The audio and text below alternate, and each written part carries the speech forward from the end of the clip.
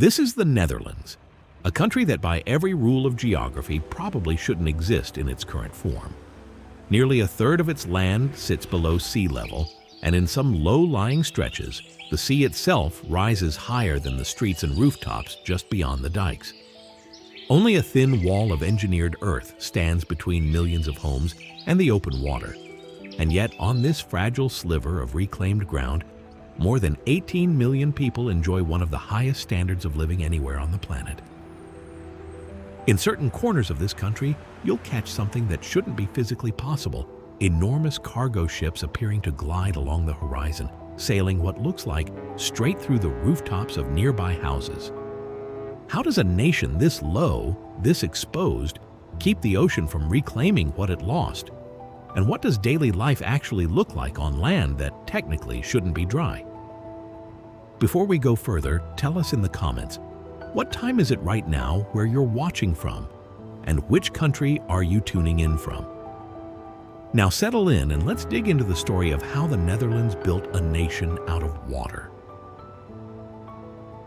Seen from above, the country looks almost unnaturally organized, like a map drawn with a ruler instead of shaped by nature. Rivers that begin deep in continental Europe wind their way here before emptying into the North Sea, and the farther north and west you travel, the flatter everything becomes. Green fields in perfect rectangles, split by arrow-straight canals, farmland pressing right up against residential streets, as if the whole landscape had been measured out meter by meter. Scattered across this grid are enclosed basins called polders, land ringed by artificial dikes where the water level isn't left to chance. Local water authorities decide exactly when it drains and when it's allowed back in. That control wasn't handed down naturally, though. It was earned through generations of hard lessons and real tragedy.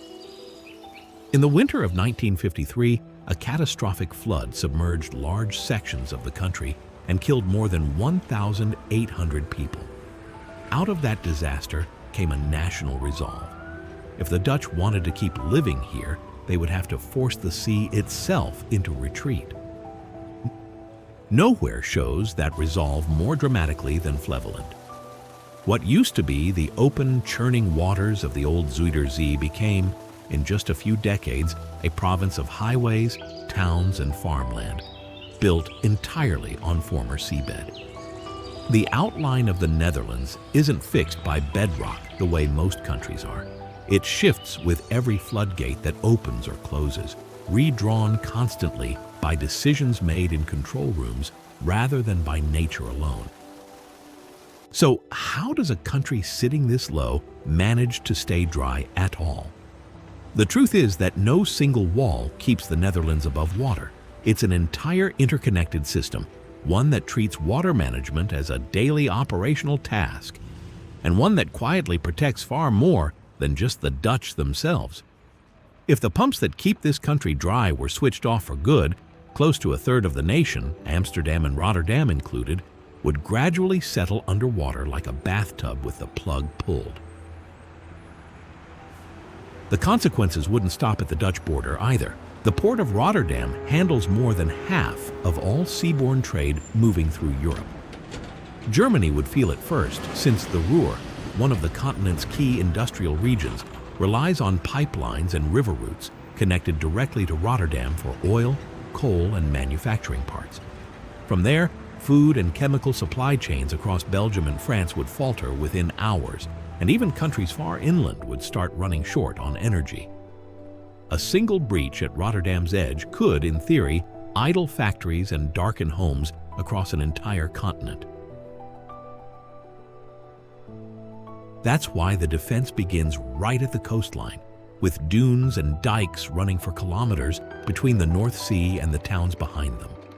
Rainwater and runoff are funneled from small ditches into larger canals, then lifted back up by pumping stations, a job that windmills handled for centuries before machines took over.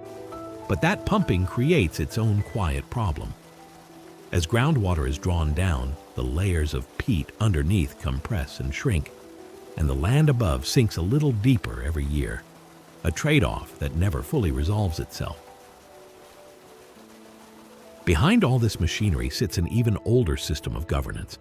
As far back as the 12th and 13th centuries, communities living beside the dikes formed local water boards, built around one blunt rule. Anyone who didn't help maintain the dikes didn't get protected by them. It's one of the oldest continuous forms of local government anywhere in the world, and it still runs the country's water system today. Even so, nature keeps testing the defenses. After the 1953 disaster, the Dutch launched the Delta Works, a construction effort that began in 1954 and took nearly 50 years to finish, since ranked among the modern engineering wonders of the world alongside the Panama Canal and the Golden Gate Bridge. Its centerpiece is the Maaslandkering, a storm surge barrier near Rotterdam. When North Sea swells rise past a certain height, the port shuts down, and without a human hand on the controls, the barrier's own computer system detects the danger and swings two enormous steel gates shut, each one roughly as long as the Eiffel Tower is tall, sealing off the river. A few kilometers away, people in the city carry on completely unaware, ordering coffee and heading home to their families. Keeping all of this running isn't cheap.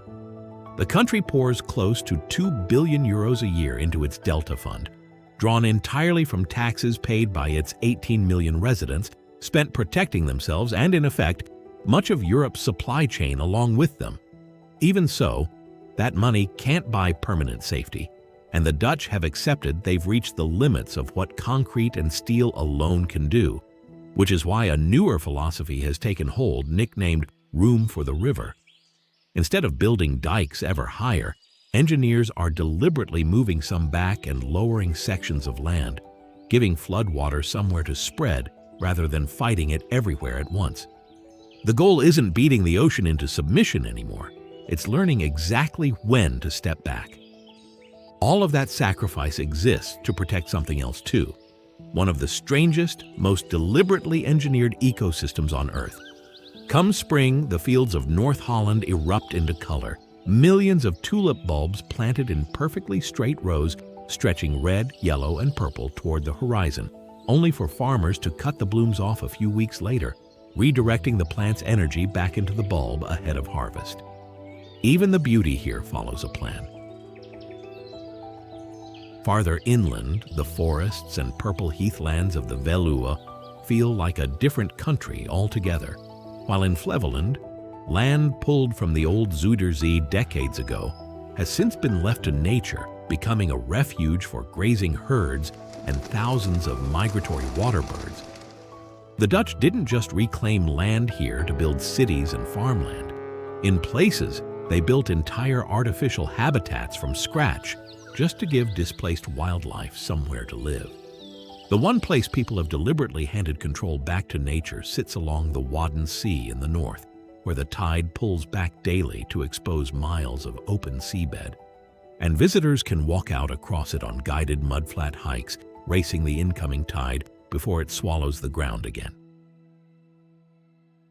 Above it all sits a temperate, damp climate, winters hovering a few degrees above freezing, but still cutting straight through you, summers averaging around 20 degrees, with rain spread fairly evenly across the year. Lately, though, that mild pattern has started swinging toward extremes. In the summer of 2026, the government declared an official water shortage after the Rhine dropped to some of its lowest levels in nearly 8 decades. Seawater pushed back into river mouths, floodgates that normally stay open had to close, and peat dikes began drying out and cracking in the heat, leaving houseboats resting in the mud of half-empty canals. Even as the weather grows harder to predict, the single biggest long-term threat to this country hasn't changed. It's still the sea. On ground that's been fought for this hard, everyday life settles into a rhythm all its own, clearest in how people get around. Mornings in Amsterdam start with trams rattling through intersections, while streams of cyclists pour across the narrow bridges over the canals. Parents pedal their kids to school, commuters merge into the flow toward the city center. And cycling isn't a weekend hobby, it's simply how the day begins, rain or shine. Not every ride ends smoothly. Somewhere between 12 and 15,000 bicycles end up at the bottom of Amsterdam's canals every year, enough to justify a dedicated recovery crew. Bikes get their own lanes, traffic sensors that stretch green lights just for cyclists, and massive parking structures, including one Utrecht garage holding more than 12,000 bikes beside the central station. It's common enough that even the country's prime minister has been spotted cycling to work without anyone paying much mind. A small but telling sign of how flat the social hierarchy can feel here. That same directness carries into how people talk to each other. The Dutch are known for saying exactly what they think, treating bluntness as a form of respect rather than something to soften. The average work week runs only around 30 hours, among the shortest of any developed economy, largely because part-time work is treated as a normal choice for people raising families. Yet output per hour worked still ranks among the highest in the world. It isn't that people here work less because they're lazy. Nearly everyone works in some capacity, and each hour tends to be worth more. Housing forces its own kind of ingenuity. Beneath Amsterdam's streets sits soft marshland, far too unstable to hold up a building on its own. So for centuries, builders drove long wooden piles down through the mud until they hit stable sand, sometimes 10 meters below, and built on top of that. Because property taxes were once calculated by how wide a house's canal-facing front was, merchants built homes narrow and deep instead, with staircases so steep that furniture couldn't make it up them, which is why so many houses still have a hook near the roofline, once used to haul beds and cabinets straight up through the windows.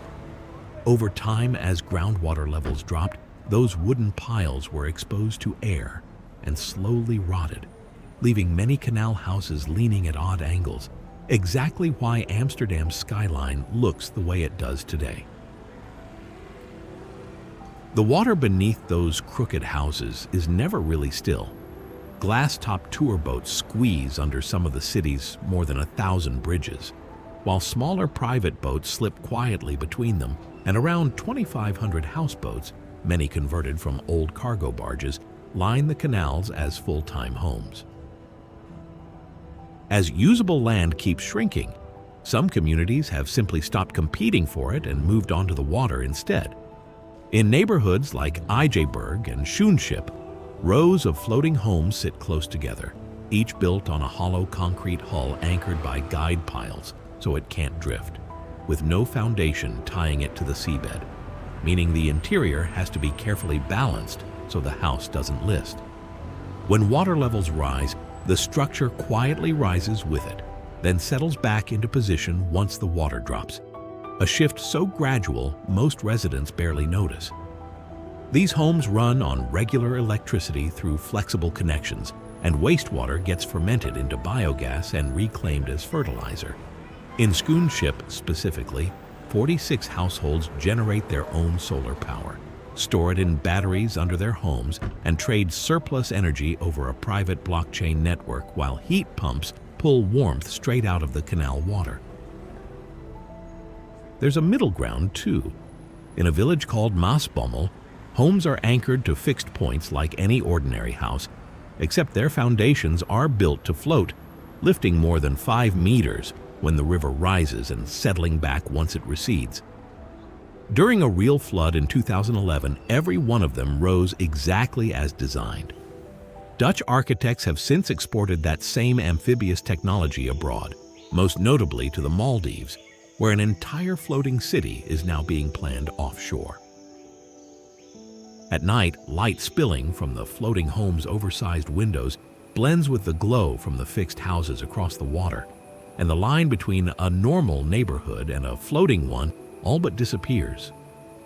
The Dutch have a habit of leaving their curtains wide open after dark, a small visual expression of something they call gezelligheid, a word that doesn't translate neatly into English but roughly means a feeling of coziness and closeness, the kind you get from a packed cafe on a rainy afternoon or friends talking long past when the conversation should have ended.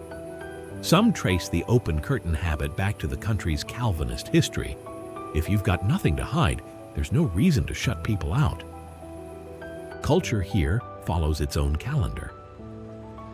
At the end of April, Amsterdam turns almost entirely orange for King's Day.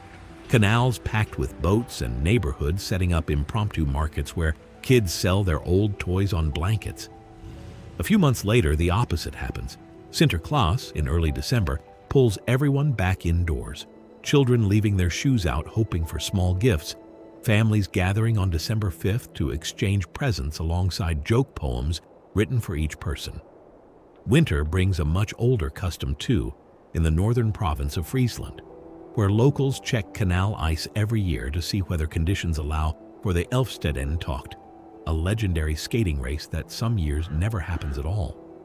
Spring brings color back outdoors with flower parades like the Bloemen Corso, floats built entirely from fresh blooms rolling past crowds lining the road. Food here tends to be practical rather than showy.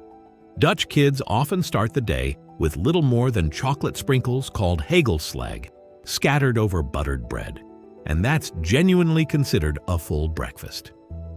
Winter shifts the mood entirely, with hearty mashed dishes like stamp pot or thick pea soup steaming up the kitchen after a cold day outside. Out in public, plates of deep-fried bitterballen get passed around bars, and market stalls sell fresh stroopwafels, thin waffles pressed together with caramel syrup. Early summer brings herring season, and in Alkmaar, an old-fashioned cheese market still plays out with wheels of cheese carried across the square on wooden sledges and sold off with a ceremonial handclap, a tradition stretching back centuries. Even so, the menu keeps evolving.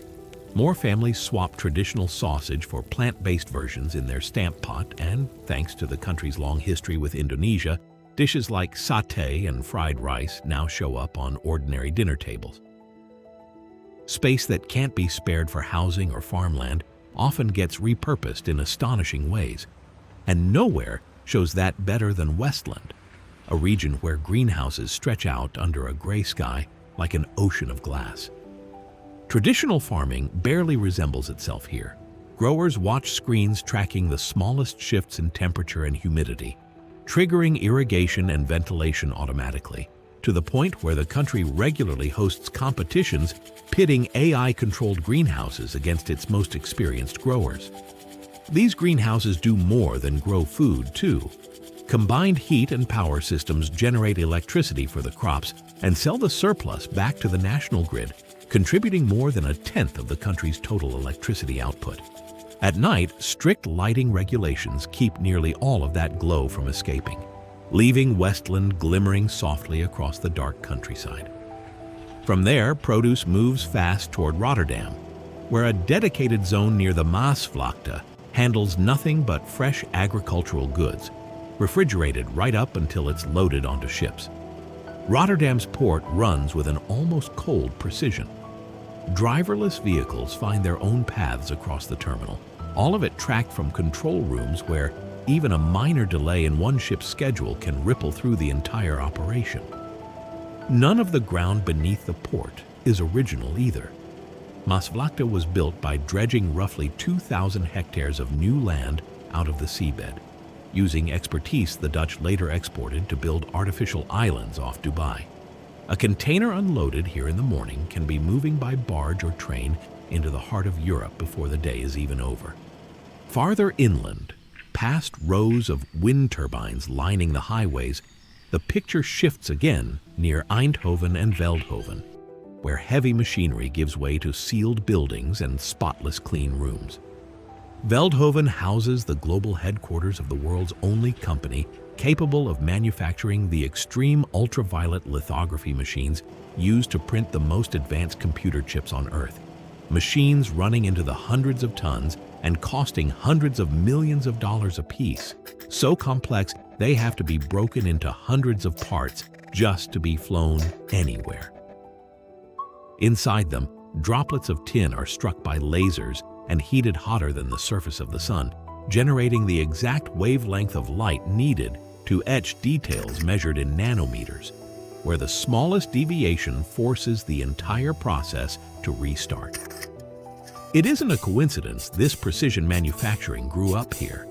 Philips built its roots in Eindhoven decades ago, and the technical expertise that followed never really left. But outside these tightly controlled environments, the country faces pressures no amount of engineering has fully solved. That same summer of 2026, the drought that dried up canals started hitting daily life directly. Where the Rhine enters the country, flow dropped to its lowest level in nearly 80 years, forcing cargo ships to carry lighter loads, driving up shipping costs and throwing off delivery schedules. In Zeeland, one farmer had to harvest an entire potato field more than a month early, the crop noticeably smaller than it should have been. In Westland, regulators banned surface water for irrigation for the first time ever, hitting roughly 150 growers with losses in the tens of millions, and frustrated farmers drove tractors onto nearby highways in protest. By mid-August, even Amsterdam and Utrecht had introduced daytime bans on drawing water, affecting well over 1 million residents. Drinking water itself stayed secure throughout. The real strain was splitting an already shrinking supply among demands all rising at once. Water isn't the only thing running short either. For a lot of young Dutch people, the more immediate problem is finding anywhere affordable to live at all, pushing many to stay with their parents far longer than planned or move well outside city centers. It isn't purely a shortage of open land. On a country this small, the same patch of ground is constantly pulled toward housing, farmland, nature, and flood infrastructure all at once. A separate crisis over nitrogen emissions, tied ironically to the agricultural sector that helps feed much of Europe, has delayed a wave of housing developments for exceeding legal limits, keeping prices high while supply struggles to keep pace. There's a real irony buried in it. The ancestors of today's Dutch spent generations pulling new land out of the sea to make more room to live, and plenty of their descendants are still waiting for a place of their own on that very ground. As night settles back over the canals, the country slips into its familiar rhythm. Bicycles keep crossing the bridges, warm light spills out from behind uncurtained windows, and out on the horizon, the wind turbines never really stop turning. What makes the Netherlands genuinely remarkable was never really about beating the water into submission. It's that generation after generation, the people here have kept finding new ways to live alongside it instead, adjusting, retreating, rebuilding, and occasionally even floating, rather than pretending the sea will ever fully back down. That brings us to the end of our journey through the Netherlands. Thanks for spending this time with us exploring a country that quite literally built itself out of the sea. Subscribe and we'll keep exploring extraordinary places together.